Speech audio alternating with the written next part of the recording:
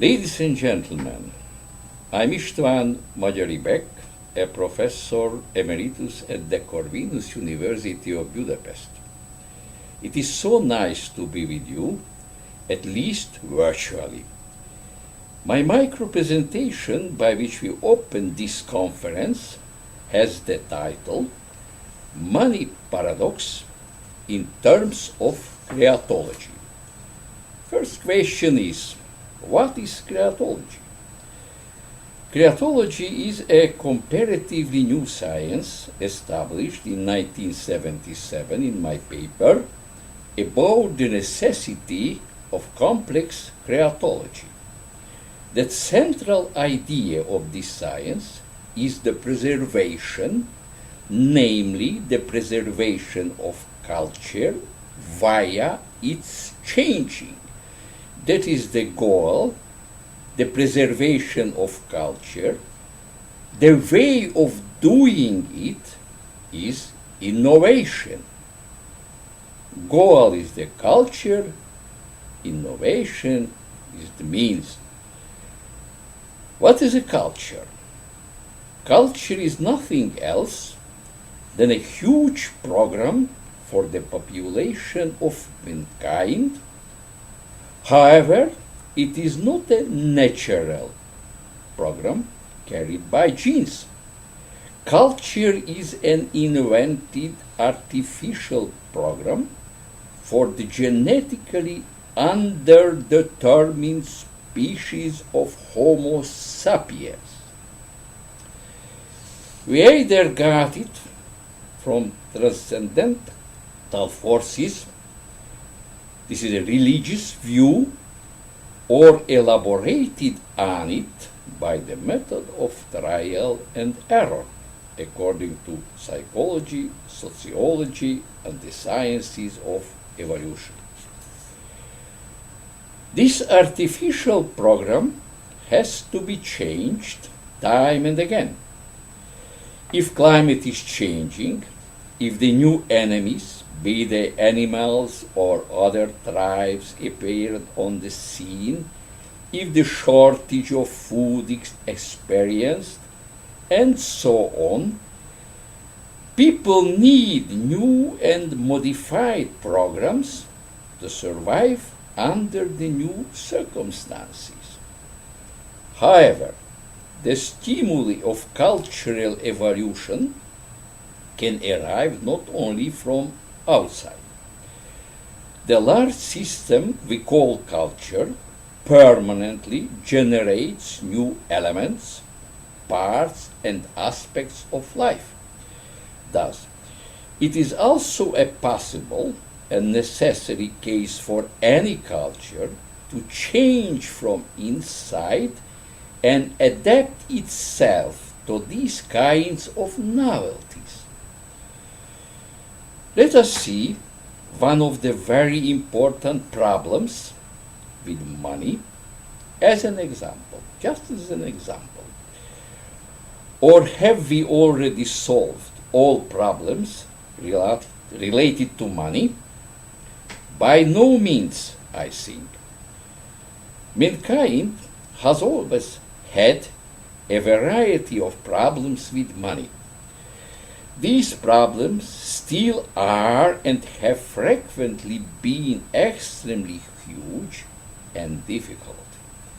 Many times, exactly these problems and their being insoluble led to the transformation of social systems. The issue is not always connected with the mere quantity of this means of exchange, or to put it more specifically, with the lack of money, or the opposite. It is frequently said that money has its qualitative disadvantages because it can not only possible be, but it in fact is necessarily dangerous as far as the human morality is concerned. Others maintain that without money we wouldn't able to express the value of things, neither that of the ideas. Thus, no form of economy is possible without measuring. This is why we all approach the complex problems of money with a lot of different positive as well as negative emotions alongside.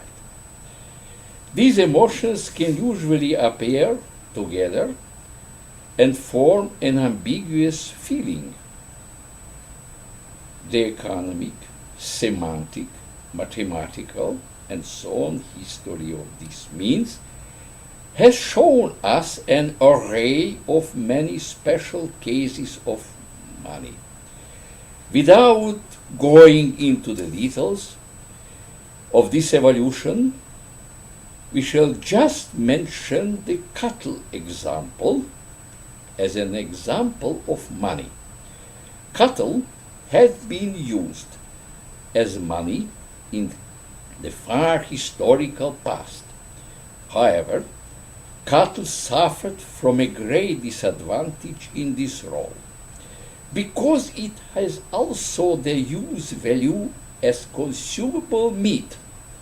So if people start eating cattle, the quantity of money will diminish and the economy suffers from the shortage of money.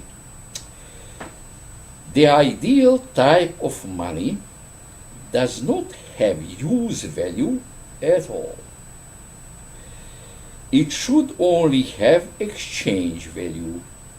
Thus, the whole history of money can be understood as the process of diminishing the use value of things to which our ancestors attributed the role of measuring value. This history was a creative process by and in which the specialization of a commodity towards its being a general representation of value occurred. C. Specialization in order to be generalized. It's a contradiction. This goal, of course, cannot be reached. Thus, the creative process of the money creation has proved to be an immense failure for the time being. That is no wonder that economy, which rests totally or and only on the money, repeatedly results in failure. Let us go further in this way. A universal expression of value can only be an abstract concept and dimension, and by no means a tangible thing, be it the gold. All other non-universal forms of values are just the subcases of the abstract universal concept of value. Moreover, it is possible to conceptualize a pyramid-like ladder of values, starting from the most abstract value down to the most concrete ones, with a number of subordinated levels. This pyramid contains a lot of levels of money in respect of their generality. For example, national currencies are examples of non-universal money. One option is impossible: to compare and evaluate things by taking a certain tangible thing as a tertium comparationis. Tertium comparationis can only be an abstract concept and dimension. It's a very important point. It seems to me that the way out of this age-old pitfall of money as a concrete thing is the further elaboration of the conception and practice of virtual money. We can conclude that virtual money is the real money. Again, a contradiction. It is inevitably digital because it consists of numbers to indicate the degree of the value of things and ideas to be measured and exchanged later on.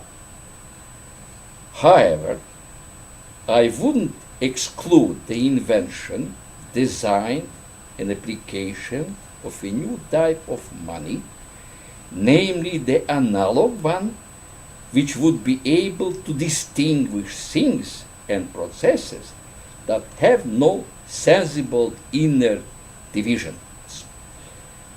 As for the virtual money, it will look like an abstract dimension by which the commodities can be compared and will sure be a concept and not a tangible thing.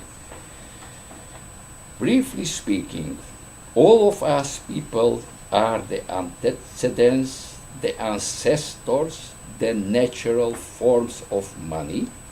We people are the money.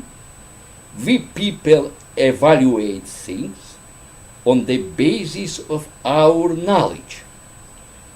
As far as the thing money issue is concerned, it is based on a simple logical mistake having been committed by the early man in the far past.